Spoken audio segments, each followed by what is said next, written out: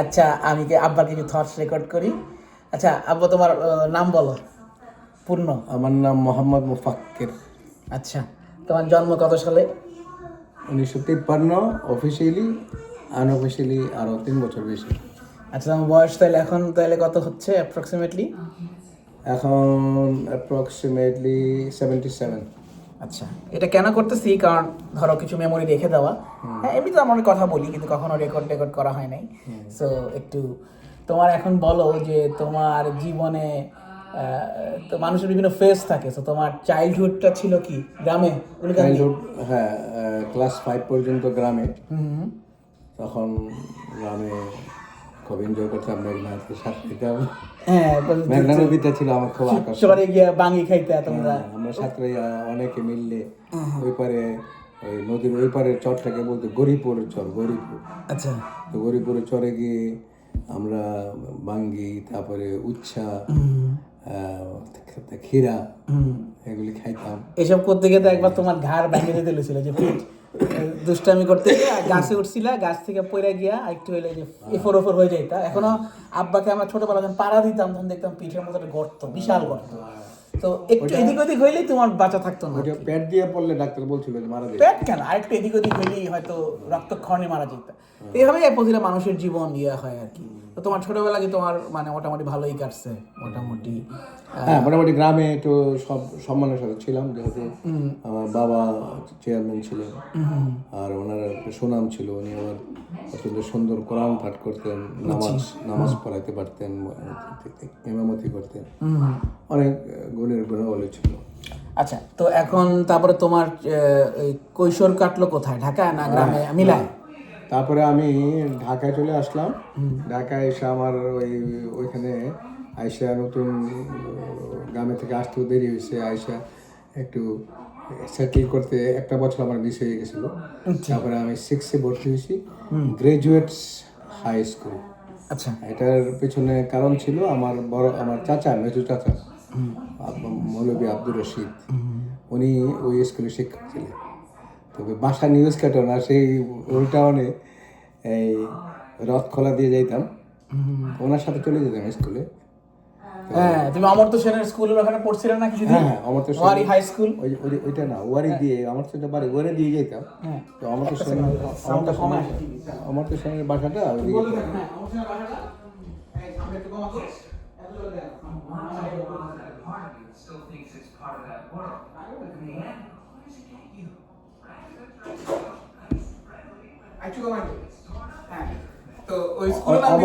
অমর্ত্য সেনের বাসার এখানে। হ্যাঁ, হেঁটে হেঁটে যেতাম অমর্ত্য সেনের বাসার পাশ দিয়ে। আচ্ছা, তো তোমার স্কুলটার নাম কি ছিল? আমার স্কুলের নাম ছিল গ্রাজুয়েটস হাই স্কুল, ঢাকা। আমি দেখছি টেস্ট পেপার ওদের মোটামুটি ওই সময় বেশ ভালো ইয়ে ছিল। এবং এটা রাত্রেবেলা আবার সলিমুল্লাহ কলেজ। ইন্টারেস্টিং। তো তোমার স্কুল ওখান থেকে ম্যাট্রিক পরীক্ষা দিছিলা? হ্যাঁ, ওখান থেকে এসএসসি পরীক্ষা দিলাম। তারপরে ঢাকা কলেজ? তারপর চলে আসলাম ঢাকা কলেজে। আচ্ছা, ঢাকা কলেজে আমার জীবনটা খুব ওয়ান্ডারফুল ছিল। আমি স্কুলে আবার আমাকে ওই রাশেদ খান মেননরা গিয়া ছাত্র ইউনিয়নের সভাপতি বানিয়েছিল। আর কলেজে এসে আমি ঢাকায় কলেজে এলো ছাত্র ইউনিয়নের জেনারেল সেক্রেটারি।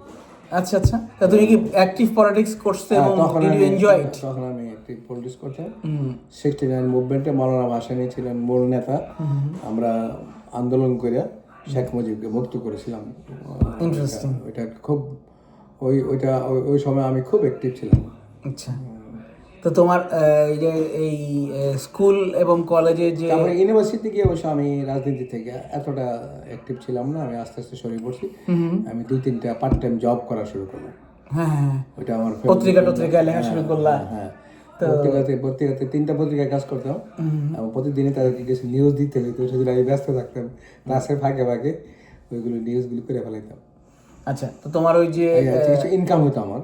আচ্ছা, ফ্যামিলির জন্য সেটা that was very helpful. Understood. So তোমার স্কুল কলেজ জীবনে খুব বেশি রিগ্রেটস বা কোনো স্যাড ইয়া ছিল না? মনে you are very happy and engaged? খুব ঢাকা কলেজে তো ওই যখন ছিলাম তখন সব বন্ধু বান্ধবরা হইচই করতাম। ইউনিভার্সিটিতে এসেও আমাদের ইন্টারন্যাশনাল রিলেশনসে 30 জন ছাত্র ভর্তি করতে পারি, বেশি না। অনেক বছর 30 জন ছিল। ওই 30 জন আমরা অত্যন্ত very known to each other, হইচই করা। ভালো ছিলাম, মানে ইউনিভার্সিটি লাইফও ভালো কাটছে। কিছুদিন আমি ওই এখন যে BNP general secretary Fakhrul Islam Alamgir তখন SM হলে ছাত্র ইউনিয়নের সভাপতি, তো ওনারা বললো যে তুমি হলে আসলে আমাদের একটু হলের পজিশনটা ভালো হবে। আচ্ছা, তো ওনার কথা অনুযায়ী আমি বাসার থেকে বছরখানেক এসে হলে থাকছি SM হলে। তো তুমি তো ইউনিভার্সিটিতে ওই যে শেখ রাসেল আমাদের চিন্তা না, শেখ কামাল, সরি শেখ কামাল। না, সে আমার ঢাকা কলেজ থেকে ক্লাসমেট, আচ্ছা আচ্ছা আচ্ছা আমাদের সাথে খুব ভালো ছিল সে। আচ্ছা।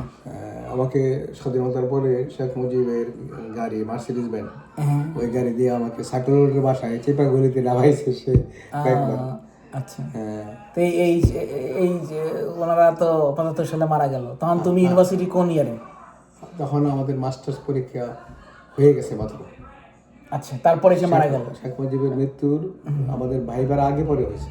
আচ্ছা, তো তুমি তখন কি ফিল করছো যে এটা যখন হয়েছে? হ্যাঁ, কিরিংটা তো আমরা কেউ সাপোর্ট করি নাই, বাট অবভিয়াসলি পলিটিক্যাল ডাইমেনশন ছিল, যেটা তুমি আমাকে আগেও বলছো। কিন্তু এটা আসলে ওদের ওদের মিস রোলের কারণে হয়েছে।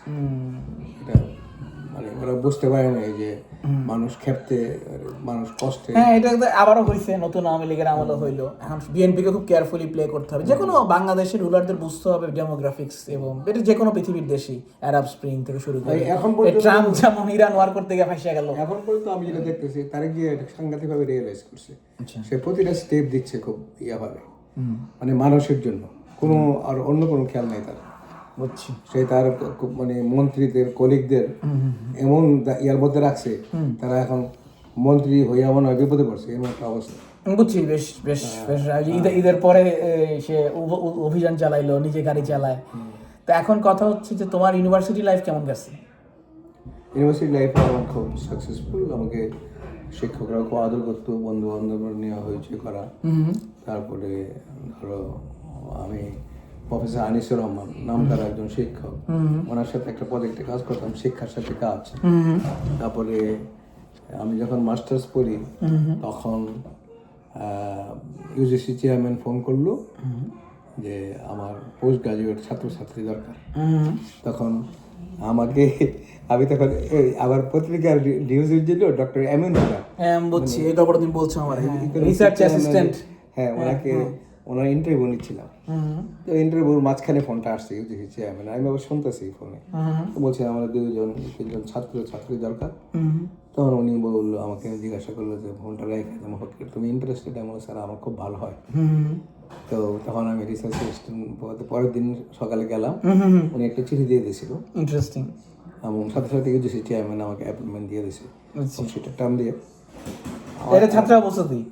আর এরকম ইন্টারেস্টিং, আমার অফিসে আমার সাথে 2জন কোঅপ কাজ করে, এদের রিসার্চ অ্যাসিস্ট্যান্ট বলে। এদেরকে আমরা ইউনিভার্সিটি থেকেই নেই, 4 মাস করে টার্ম পে করা হয়। আমার অত্যন্ত ফরচুনেট আমি সেই দিক থেকে যে আমার যে প্রজেক্ট ডাইরেক্টর ছিল ওখানে, she is a British lady, PhD from Harvard, very learned মহিলা, মানে IR, ঢাকা ইউনিভার্সিটি IR এর অধ্যাপক। ওনার হাজবেন্ড ছিল শেখ মুজিবের সচিবালয়ের সচিব ডক্টর সাত্তার CSP। তো উনি আন্ডারে আমরা কাজ করতাম, আমি আর হাসনাত জাহান। হ্যাঁ, তুমি বলছো যার সাথে প্যারিসে আব্বার যোগাযোগ আছে, ফ্রান্সে ঘুরেছে আব্বাকে, এখনো কানেকশন আছে। হ্যাঁ, তারপরে ওই ধরো ওখানে একটা পর্যায়ে এই এনএস ছাত্র আমার চেয়ারম্যানকে চিঠি দিয়েছে যে মোহাম্মদকে will be asset for the UGC। বুঝছি। তো সেটা, এই চিঠিটা আমাকে কিন্তু আমি জানতাম না, চেয়ারম্যান আমার ডাইকে বললো যে তোমাকে হাসনাত খুব প্রেস করে চিঠি দিয়েছে আমার কাছে, তুমি কি পার্মানেন্ট হতে চাও? আমি বলি স্যার পার্মানেন্ট চাকরি পেলে তো আমি ঢাকা বেসড, আমি হয়তো সেটা তুমি আশাও করো নাই প্রথম দিকে, হয়তো প্রথম দিকে আসা। তো তুমি মনে করছো রুরাল কোথাও কি কাজ করতে? ওনার লেখাটাই আমার জন্য রয়েছে। আর উনি আবার আমাকে, আমি খুব প্রম কাজ করে দিতাম তো, আর মাঝে মাঝে ওনার বাসাও আমাকে ডাকতো। বুঝছি। উনি অন্যান্য প্রজেক্টের কিছু কাজও আমার দিয়ে করাইছে। বুঝছি। তো তারপরে তো তোমার ইউনিভার্সিটি গ্রান্টস কমিশনের ধরো বাকি ক্যারিয়ার কাটে গেল। হ্যাঁ, কাজ করেছিলাম আমি, আর চাকরি করেছি খুব সসম্মানে এবং দাপটে। আমি ভালোবাসতাম অফিসটাকে একেবারে প্রাণ দিয়ে। শেষে যে করলাম এই যে স্টাফ কোয়ার্টারটা বানানো, হ্যাঁ ওটা তো আমি নিজেই দেখছি, তুমি ওই জায়গাটা পুরো খালি ছিল, তো মানে এটা আমাদের উদ্যোগ। এটা অনেকেই বলছে যে স্যার এরা যে কি কাজ করে দিয়েছেন। এটা সাধারণত অফিসে সাধারণত এই ধরনের উদ্যোগ কম নেওয়া হয়।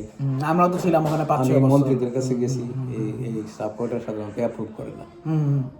দুই মন্ত্রী আমি কাজে লাগেছি, একদিন মহিউদ্দিন খান আলমগীর আওয়ামী লীগ আমলে, আর তোমার বিএনপি আমলে হলো মঈন খান। তো তোমার ইউনিভার্সিটি লাইফের থেকে যে এই তুমি যে গিয়েতে গোলা, তারপরে তুমি কয় বছর চাকরি পর তুমি বিয়ে করলা?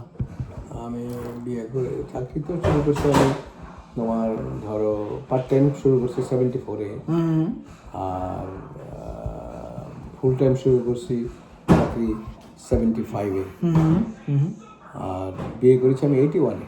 আচ্ছা, তার মানে তুমি 4-5 বছর চাকরি করে করছো। একটু দাঁড়াই করছি। এবং সেটা তো তোমাদের মোটামুটি চিন্তা ভাবনা প্ল্যান করেই করা। সো এটা তো বাংলাদেশে ওইটাই নর্ম তখনও, বিশেষ করে তো এখন। তারপরে ওই সময় তুমি মোটামুটি চাকরিটাকে ভালো এনজয় করছো নাকি? হ্যাঁ। তারপরে তুমি লন্ডনে গেলা, হ্যাঁ কিছুদিন ছিল ওখানে, তোমার অফার ছিল পিএইচডি করার। লন্ডনে গেলাম, লন্ডনে এই কোর্সটাতে ভালো করছি। আমাকে আমার কোর্স কোঅর্ডিনেটর টিচার যে লন্ডন ইউনিভার্সিটি, সে ডাকতো মিস্টার প্রেসিডেন্ট, সরি খুব ইয়ে করতো। তো আর আমাদের যে বন্ধু বান্ধব পোস্টমেটরা ইতালির ছিল, জার্মানির ছিল, তারপরে নাইজেরিয়া, অনেক একটা ভালো এক্সপোজার হয়েছে জীবন নিয়ে। মালয়েশিয়া, ওদের সাথে অনেক বন্ধুত্ব হইবে। একটা পর্যায়ে ওখানকার যে আমার পোস্ট কোঅর্ডিনেটর এবং ব্রিটিশ কাউন্সিলের যে সুপারভাইজার বলে যে আমার রিপোর্ট ভালো, তোমাকে আমরা পিএইচডি করার সুযোগ দেবো। তো আমি আমার চেয়ারম্যানরে বাড়ি থেকে টাকা দিয়া, পয়সা দিয়া, কয়েন দিয়া ফোন দিলাম চেয়ারম্যানের বাসায়। চেয়ারম্যান তো বেডরুমে আসছে, ফোন এসে ড্রয়িং রুমে ধরছে, আমার খালি কয়েন যাইতেছে। হ্যাঁ, ওই যে ট্রাঙ্ক কল নাকি বলে ছিল তো ওই সিস্টেম। তারপরে ওনারা বললাম যে, উনি বললো যে মোফাক্কের আমি তো লেখাপড়ার ব্যাপারে কোনো বাধা দিব না, এখন মন্ত্রণালয়ে যদি পারমিশন দেয় কিনা আমি জানি না, তবে তো আমি পারমিশন দিয়ে দিব। তো এটা শুনে আমি খুশি হইলাম। কিন্তু আমার অফিসে অনেকে জেলাস থাকে, তো মন্ত্রণালয় থেকে তারা একটু ইনফ্লুয়েন্স করে বলছে যে he is urgently needed in the country after the training. বুঝছি। তো ওই ছোট্ট ডিসিশন ওটা যদি চেঞ্জ হইতো, তুমি হয়তো লন্ডনে থেকে যাইতে, পিএইচডি করলে তো আর আসতা না হয়তো। হয়তো আসতাম না, বা আমি আবার আসতাও হয়, সেটা আমার দেশের প্রতি সুনীল গঙ্গোপাধ্যায় এরকম আমেরিকায় ছিল। আমার আশা না, ওখানে না হওয়াটাও আমি ব্লেসিংস মনে করি। সেটাই লাইফে এগুলি কোনো কিছুই মানে নেগেটিভ না। আমি যখন অ্যাসিস্ট্যান্ট ডাইরেক্টর হিসেবে ফিরলাম, এর 1 বছরের মধ্যে আমার ডেপুটি ডাইরেক্টর, আমি দেখছি ওই সময় তোমার সাই করে প্রমোশন হইতেছে একটার পর একটা। তো ওইটা যদি আমি, আমার সাথে 2-3 জন পিএইচডি ছিল, তারা পায়নি, আমি ফার্স্ট হয়েছি। এবং আমার চেয়ারম্যান ডাইকে নিয়ে পরে কইছে যে তুমি আমার মুখকে উজ্জ্বল করছো, এত ভালো ইন্টারভিউ করেছি। তো সেই সব কারণে আমি বলে দিই যে হয়তো এটা আল্লাহ ভালো জিনিস করছে। আর আমার ফ্রেন্ড ইল্টার আজকে যে আমার ছোট ভাই যে আমাকে এমন শ্রদ্ধা করে, সে তো মানে ওই পিলার পাইতো না, ওই পিলার এইসব ব্যাপারও আছে। তুমি বলছো পরিবার একটা বড় ফ্যাক্টর ছিল। না, পরিবারকে আমি সবসময় গুরুত্ব দিচ্ছি, আল্লাহ আমার পরিবার থেকে আমি এখন রিটার্ন পাচ্ছি, তার দেখুন সবাই আমাকে আলাদাভাবে দেখে। তো তোমার তো তারপরে ওই তুমি ইউজিসিতে ছিল প্রায় কত 40 বছরের কাছাকাছি না? হ্যাঁ, 36 ইয়ার্স। অ্যামেজিং, মানে এটা হিউজ ক্যারিয়ার। সো ওই ক্যারিয়ার সম্পর্কে তোমার রিফ্লেকশন কি? ইউজিসিতে আমি ইউজিসি অফিসকে আমাকে যেমন মহিউদ্দিন খান আলমগীর যে মন্ত্রী প্রাইম মিনিস্টার ছিল, তা উনি আমার বললো যে আপনি ইউজিসির জন্য এত চিন্তা করেন কেন? আমি বললাম স্যার আমি তো এখানে ছাত্র জীবন থেকে আসি, এটা আমার ডিজেল অর্গানাইজেশন। আমি খেয়াল করছি রাত 12টা একটা পর্যন্ত কাজ করতে, সচিব থাকা অবস্থায়। তুমি যা শেয়ার করতেছো এখানে মানে পাবলিকলি শেয়ার করা যাবে নাকি তুমি প্রাইভেট রাখতে চাও? না, এটা পাবলিক করলে কিছু এমন কিছু আমরা কোনো কনফিডেন্সিয়াল কথা বলতেছি না, আর সেটা হইলে আলাদা, সেটা আমরা। আর ওখানে ইউজিসিতে যে রায়টা ছিল যে আমি ভাইস চ্যান্সেলরদের, পাবলিক অ্যান্ড প্রাইভেট দুইটা ইউনিভার্সিটির ভাইস চ্যান্সেলররা আমাকে খুব ইয়ে করতো। আমি ওদের কাজ মানে 1 ঘন্টার মধ্যে ওনাকে বিভিন্ন অর্ডার করে দিতাম বসিয়ে রেখে, এত ওনারা বলতো যে ভাই এরকম সার্ভিস কোনোখানে পাই না। তোমার কাজের ফিলোসফি কোথা থেকে আসছে? সেটা আসছে আমি ছোটকাল থেকে আমাদের ধরো ফ্যামিলির থেকে শিখছি সততা। আমার বাপ মা, আমার চাচা, বড় চাচা, ওনারা এক্সট্রিমলি অনেস্ট। তোমার মানে তোমার বড় চাচা আমার ওই যিনি মওদুদ আব্দুল লতিফ, উনি তোমাকে ইংলিশ শিখাইছে, তুমি আমার ওনার থেকে শিখাইছো, এবং ওনারা খুব ডিসিপ্লিনেড ছিলেন বাট আইডিয়ালিস্টিকও ছিলেন। আমার শিখাইছে যে জীবনে সৎ থাকবো যে কোনো অবস্থায়, তো ওই ট্রেনিংটা পাইছি। আর সততার বলে সাহস ছিল খুব বেশি, এই সততার কিন্তু মানুষকে সাহস দেয়। আর আমার অফিসে কলিগরাও আমার প্রতি নিচে উপরে সবাই খুব সন্তুষ্ট ছিল, এবং আমি এক্সটেন্ড ডাইরেক্টর থাকতেও চেয়ারম্যান নিজে আইসা অনেক সময় আমার বলতো যে ওরা একটু জিনিসপত্র সব ভালো দাও, ও কাজ করে খুব মনোযোগ দিয়ে। ওই সুনামটা হয়ে গেছিলো, জন্য ইউজিসিতে একটা মানে আমার চাকরির শুরু থেকে শেষ পর্যন্ত আমি খুব ভালো ছিলাম। Good work is its own reward, মানে ওইটা তোমাকে একটা পাথ দেখাই দিছে। তো বাট পলিটিক্সও ম্যানেজ করতে হয়েছে। পাইছি আমাকে, আমি বিদেশের সাথে কন্ট্যাক্ট আমি নিয়ে কিছুটা ইউজিসির মাধ্যমে, কিছুটা আমার পার্সোনাল কন্ট্যাক্টে আমি খুব দাওয়াত পেতাম বিভিন্ন দেশে। হ্যাঁ, তুমি গেছো অনেক, জাপান গেছো, অস্ট্রেলিয়া গেছো, ইউকে গেছো, ইউরোপের বিভিন্ন জায়গায় গেছো। হ্যাঁ, ইউকেতে 4 বার গেছি আমি। বিভিন্ন প্রজেক্ট ম্যানেজ করছো, ওরা আমাদের বাসায় আসতো, তোমার সুইডিশ কলিগ, ইউকে কলিগ, টমি, লেনা, ভাত খাইতো। ডক্টর এলেন ছাত্র বাসায় আসছে। তোমার চেয়ারম্যানও তোমাকে বেশ পছন্দ করতো, আসাদুজ্জামান আঙ্কেলের কথা মনে পড়তেছে। অফকোর্স পলিটিক্স ছিল, অনেক আপস অ্যান্ড ডাউনসও ছিল, সবসময় জিনিস স্মুথ সেলিং হয় নাই, অনেক টাফ টাইমও আসছে। সেগুলি ম্যানেজ করছো কিভাবে? মানে এগুলো সুন্দরভাবে ম্যানেজ হয়েছে, কারণ কিছু তো ধর মানুষ জেলাস থাকে, অফকোর্স, আবার কিছুটা দলীয়, আমি যেহেতু একটু ওই মানে একটু বিএনপি মানা ছিলাম, যে আওয়ামী লীগ মানারা আমাকে বেশি ইয়ে করতো না, এইসব নানা কারণে তারা ওই যখন বিএনপি গভর্নমেন্টের ফল হইলো, তখন আমার উপর কিছু দোষ ত্রুটি, এমনকি পত্রিকাও তো তারা যেটা বাংলাদেশে কমন একটা সাইক্লিক্যাল ব্যাপার আছে। এখন আবার আওয়ামী লীগে যারা তারা আমাকে পত্রিকা রিপোর্টাররা বলছে, আমি বলে হ্যাঁ আপনারা যদি আমার মনে আছে তো, আমি চাকরি পাওয়ার পরে বললো যে আমি তোমাদের এসি কিনে দিলাম, যুগান্তর পত্রিকা আসছে যে উনি 2 কোটি টাকা করে এসি কিনছে, আমি তোর যুগান্তরকে লিখে পাঠাইছি যে আরে আমি এসি রিসিপ্ট সহ যে আমি কিনে দিছি, আরে সারা জীবন এসি কিনা চিন্তাই করে নাই, তার প্রথম বছর বেতন পেয়ে কিনে। হ্যাঁ, আমি বেশি বেতন, আব্বা আমারে প্রথমে কিনে দিলাম, তারপরে চীনা আম্মারে কিনে দিলাম, তারপরে আত্মীয় স্বজনকে গিফট দিলাম। তো যাই হোক, এসব ঘটনা বাংলাদেশে আরো কত রকম অদ্ভুত ঘটনা কিছুই পায় না তারা। আবার বুঝছি, বাট বাংলাদেশ গভর্নমেন্টে থাকলে, এবং এটা পৃথিবীর অন্যান্য দেশে হয়, you have to be very careful. আমি এখানে পাবলিক গভর্নমেন্টে দেখি অনেক কিছু তারা করে না। আমাদের একটা রিপোর্ট একদিন খুশি হয়ে ফুড দিতে চাইছিল, মানে নেই যাই নেই, you have to very careful 30-60 degree. তো তারপরে তোমার আর আমি যেটা করেছি যে নতুন ইউনিভার্সিটিগুলোতে আমার এলাকার বহু ছেলেপেলেদের আমার চাকরির সুযোগ হলে এখানে তারা আমার রিকোয়েস্টটাকে খুব সম্মান করেছে। হ্যাঁ, বাংলাদেশের তদবির খুব কমন একটা জিনিস, এটা মানুষের যে একটা মানে গরিব দুঃখী মানুষের কর্মের সংস্থানে সাহায্য করছে। এটা আমি কোনো আনলফুলি করি নাই, আইনগতভাবেই করার চেষ্টা করেছি, এবং সেটাতে আমি আনন্দ পাই। আমার বন্ধু শফিক প্রায় বলতো যে জীবনে এই আপনার আল্লাহ হয়তো তোমাকে আপনার এই এতগুলো মানুষের জীবনে চাকরির ব্যবস্থা করছে, এটার জন্য এবং অনেকে বিদেশে পাঠিয়ে দিয়েছে বিনা পয়সায়, কোনো টাকাও লাগেনি। ওইটা আবার ওই যে মাহবুর রহমান বা অন্যান্য যারা আমার আত্মীয় স্বজন বন্ধু বান্ধব আছে তারা সাহায্য করছে। তো এইভাবে মানুষের অনেক কল্যাণ করতে পারছি, অফিস চাকরি করিও আমার সেই সুযোগটা হয়েছে।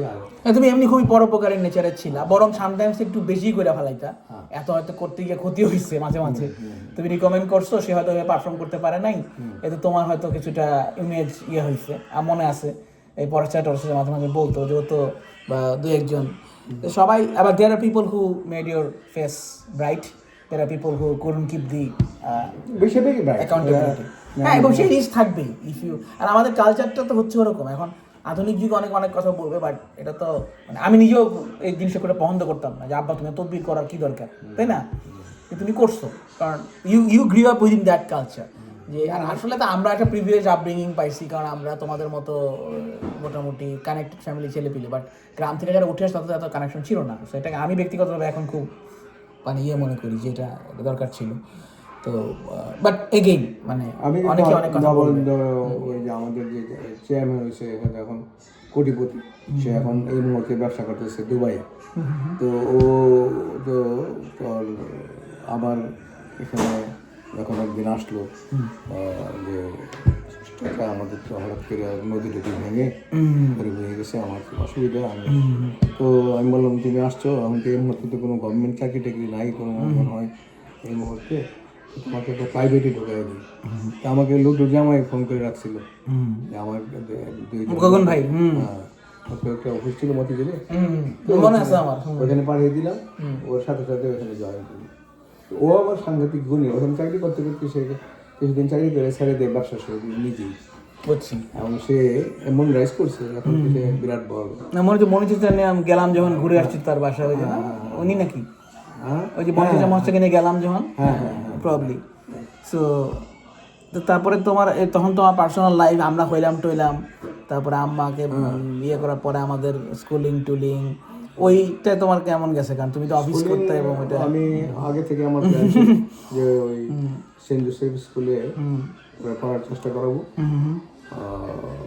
কারণ ওই মুক্তাদা সেন্ট জোসেফ করছে তো তোমার একটা আগ্রহ ছিল, সেটা আমার একটা মনে মনে ছিল, তো সেটা আল্লাহ সেটা তো সাহায্য করছে। পরে এইভাবে তোর যখন এসএসসি পরীক্ষা তখন পরে সায়েন্স গ্রুপে দিয়ে দিছিল, আমি এবারে গেলাম দর্শকের সাথে কথা বললাম, বলে সবাই আসে সায়েন্সে নেওয়ার জন্য। আর্টসে গেছিলাম আমি, তুমি বলছিলে যে আমার জন্য আর্টসটা বেটার সুইটেড হবে।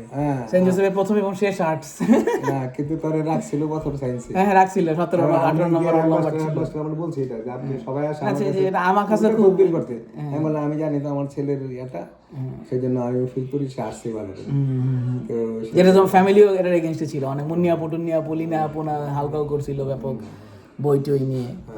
তো যাই হোক এগুলো জীবনে হয়েছে। তবে আমার সবচেয়ে হলো যে আমি যখন ইউনিভার্সিটি বিভিন্ন ট্যুরে গেছি, যেমন ব্রিটিশ কলেজ এডুকেশনের যে চেয়ারম্যান, অস্ট্রেলিয়ান কোয়ালিটি এডুকেশনের যে চেয়ারম্যান, তারাও আমার খুব স্নেহ করছে। কারণ খুব আমি যদিও ওদের লেভেলের লোক ছিলাম না, আরো অনেক কিন্তু আমার কথাবার্তা আমি যখন জাপানের টোকিওতে ইয়া পড়লাম, আমার পেপারটা পড়লাম, ওইটা পড়ার পরে ওখানে professor you have excellent performance. তুমি তো প্রফেসর না, ওরা ভুল বুঝছে, ওরা ভুল বুঝছে। এটা আমাকে অনেকে আমার বন্ধুরাও বলে যে তোর আব্বা মনে প্রফেসর না, বিশ্ববিদ্যালয় মঞ্জুরি কমিশনার। আমি বলি না, এটা তো একটা administrative body, he is director and secretary, but এটা তো এখন মনে করে যে প্রফেসরই অফকোর্স ইউনিভার্সিটির সাথে এত তো মানুষ হিসাব করে না, তো মানুষ যেটা বোঝে সেটা করে। তো তোমার ওই সময়ের পর তো এখন তো তুমি একটা তারপরে তুমি কিছু প্রাইভেট ইউনিভার্সিটির কাজ করলা, আমার হাতে গ্রামীণ ফোরাম চাকরি করার সময় তুমি বেস্ট হয়ে তার আগে আরো কয়েকটা ইউনিভার্সিটির কাজ করলা। তো অ্যাট ওয়ান পয়েন্ট যখন তোমার নাতি নাতনি হলে তুমি এটা ছেড়ে দিলা। তো আমরা যখন ওই প্রথম আসলাম এখানে, এর আগে এটা ছেড়ে দিলাম। ওই তুমি পিপলসে খুব ভালো করতেছিলে, আমার আছে লোকজন আইসা তোমার বলতেছিল যে আপনি যায়েন না, বাট তোমার মনে হচ্ছিল একটা পর্যায়ে এখনো খোঁজে আমাকে, কিন্তু আমি যাবো না ওখানে পলিটিক্স। কিন্তু তুমি তো ইয়াং বয়সে পলিটিক্স করছো না, এখন এটা ভালো লাগে না নাকি? থ্রেশহোল্ড, কারণ এখন তোমার বিশেষ করে তুমি যেহেতু ধার্মিক মানুষ, তোমার কাছে ওইটা নাকি ওইটা একটু ডার্টি। আমি আমার কথা হইলো যে আমি যখন জয়েন করলাম তখন আমি বলছি যে আপনারা যদি পরিচ্ছন্ন না থাকেন, প্রাইভেট ইউনিভার্সিটি অনেক হয়, ওরা ছাত্র পাস করাই দিয়া টাকার জন্য পাস করাই দেয়, তো ওইগুলিতে আমি কিন্তু বরদাস্ত করবো না, থাকবো না। তো তখন আমার সাথে যারা ছিল আপনি যেমনি চালান এমনি চালান, তো আমি তখন চালাইতেছিলাম। ভাইস চ্যান্সেলর বলবো যে সব আপনি সব, আমি খালি সই করবো। তো এইভাবে আমি কাজ করছি, কিন্তু পরের দিক দিয়ে দেখলাম যে আস্তে আস্তে ছোটো তারা 2 নম্বরে দিকে যেতে চাচ্ছে। তখন আমার এইদিকে কানাডাও আসা দরকার, আমি ভাবলাম যে না, এখান থেকে আমার মুক্ত হওয়া দরকার। আমার সারা জীবন স্বচ্ছ ছিলাম, তো গরুর একটা বদনাম হয়ে গেলে লাইফে একটা দাগ হয়ে যায়। বুঝছি ওই রিস্কটা ছিল যে এখানে তোমাকে কাজ করতে পারতা, you could have earn money, but তোমাকে এমন কিছু জিনিস জড়িত হইতে তুমি চাও না, যেটা হয়তো আর এখন আমি যেটা মনে করি, এখন আমি কিছু কাজ এই বিএনপি আমলে একটু ডাইন দিক বাম দিকে গেলে আমি হয়তো কিছু কাজ করতে পারবো, কিন্তু আমি এখন যেটা আমার ভালো লাগে যে আমি সোশ্যাল ওয়ার্ক করে আনন্দ পাই বেশি। বুঝছি, আমার তো খাওয়া দাওয়ার একটা সমস্যা হয়ে গেছে, তোরাও মাস্টার মিষ্টি হয়ে গেছে। এখন আমি মানুষকে কল্যাণ করে আমার আল্লাহর কাছে গিয়ে আমি আফটার ওয়ার্ল্ডে রিওয়ার্ড চাই। এটা অনেক আমি দারুণভাবে বিশ্বাস করি এবং আফটার ওয়ার্ল্ডে সম্মান বাড়ে প্রতিটা মানুষের। ওখানেও স্টেজ আছে, তো ওইখানে আল্লাহ যাতে আমাকে উপরে স্টেজে স্থান দেয়, আমি সেটাই এখন আমার টার্গেট। সেজন্য আমি সোশ্যাল ওয়ার্ক করতে ভালোবাসি। সোশ্যাল ওয়ার্কের হলে এই যে ধর যে কোনো একটা ছেলেকে আসার আগেও একটা ছেলেকে এই আমার আমার গ্রামের ওই যে এক্সটেন্ট হেডমাস্টার কলাকান্দি স্কুলের দুলাল মাস্টার, ওর ভাইয়ের ছেলে, ও পুলিশে টিকছে, ভাইবাতে আমি মন্ত্রীকে হাতে হাতে দিছি, যেটা একটু আপনি বলে দিলে যেহেতু আপনি এখন এমপি এবং মন্ত্রী, এটা তৈরি হয়ে গেছে। এইসব কাজগুলো আমি এখনো করি, আনন্দ পাই। আচ্ছা, একটা ফ্যামিলি বেঁচে যায়। ট্রু, মানে আমাদের দেশে আসলে এখন আস্তে আস্তে রিলেশন আমারও হচ্ছে যে ক্যানাডার সাথে যদি কম্পেয়ার করি বা যে কোনো তুলনা করা কঠিন, কিন্তু মানে এক এক দেশের সিস্টেম প্রসেস এক এক রকম। আমাদের দেশে উঠে আসতে ওই সাহায্যগুলো মানুষ হয়তো লাগে, সো এটাকে অনেকভাবে দেখবে, বাট আমার পয়েন্ট হচ্ছে যে you need help in some way, pure competence sometimes can't do it. Canada তো নেটওয়ার্কিং কথা খুব বলা হয়, networking doesn't mean illegal, it's মানে right kind of influence can also help. তো তোমার এতদিন লাইফ লিড করার পরে তোমার লাইফ সম্পর্কে রিফ্লেকশন কি? What do you think help you in this journey? এই ভাঙ্গা গড়া সুখ দুঃখ এত স্মৃতি। আমার সবচেয়ে বড় হলো আমার আমি যখন অনার্স করি, আমি যখন 6 পেপার পরীক্ষা দিই, আমাদের সময় অনার্সে 8টা পেপার ছিল। 6 পেপার পরীক্ষার দিন ইন্টারন্যাশনাল ল, ওইটার পেপারটার নাম ছিল ইন্টারন্যাশনাল ল। ওই দিন আমার বাবা মারা যায়। তো ওই তখন আমার ফ্যামিলিটা, আমার ছোটো ভাই বোন সবাইকে আমার একটা মটো ছিল যে সবাই নিয়ে আমাকে সামনের দিকে এগিয়ে যেতে হবে, আমার যত সমস্যা আছে ফেস করতে হবে, একটা আলাদা শক্তি। ওই শক্তিটা আমার জীবনে খুব কাজ করেছে। আমি কোনো জায়গায় ব্যর্থ হই নাই, যেখানে হাত দিছি বাস চাকরি আল্লাহ একটা সুবিধা মতো জায়গায় করে দিছে। মানে interviewing Nana. Yeah, twice. Here you get the job. Now, job. বলো হ্যাঁ, চাকরি করে আসছো বলে ধরো আমি আমাদের যে নাম করা লোক ডক্টর আব্দুল বারি, সৈয়দ প্রফেসর সৈয়দ আলী আহসান, এই ধরনের লোকদের সাথে প্রফেসর হাবিবুল্লাহ, প্রফেসর মুজাফর আহমেদ চৌধুরী, যিনি আমাদেরও পড়ায় সাইবিয়াতে, হ্যাঁ, তো এই ধরনের লোকের সাথে আমার ধর যে ক্লোজনেস, ইন্টেলেকচুয়াল অনেক হাই লেভেলের সাথে আমি চলছি হোল লাইফ।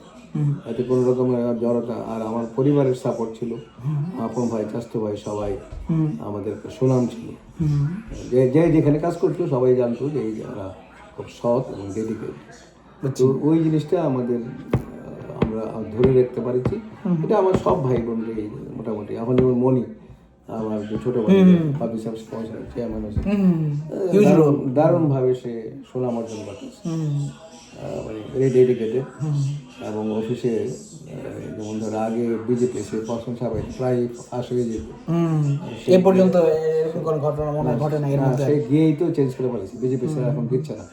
অফিসের আন্ডারগ্রাউন্ডে বেসমেন্টের মধ্যে প্রেস বানায় ফেলেছে, সেখানে নিজের কাজ ওরা নিজেরা সুপারভিশন করে, অন্য কোনো লোক ঢুকতে পারে না। তো এই ধরনের কাজে তারপরে ইন্টারভিউতে ওই আগে বললে তদবিরের কোনো স্কোপ নাই, কারণ হলো কি ও তদবির করার, ও যেদিন ইন্টারভিউ হবে ওদিন সকালে সে গিয়ে যাবে, সকালে গিয়া যায় এই ইন্টারভিউ বোর্ডের চেয়ারম্যান এই মেম্বার, তারা 2 জনের মতো মেম্বার আছে। তো আমি চিনি অনেকজনকে।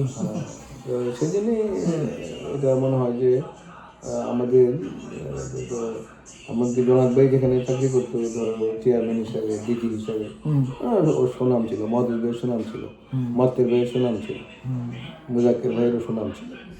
আমাদের এটা আছে। আর নোমান ভাই তো ধরো নাম করা ছিল,